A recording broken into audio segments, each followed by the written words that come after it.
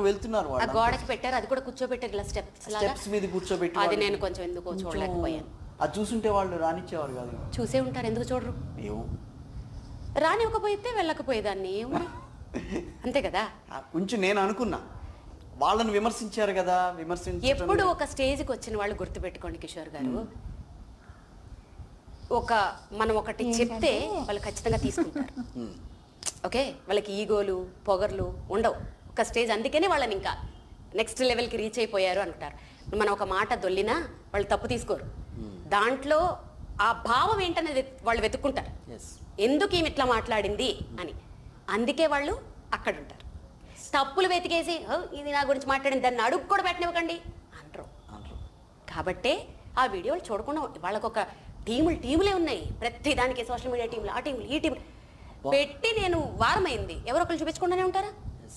చూపించిన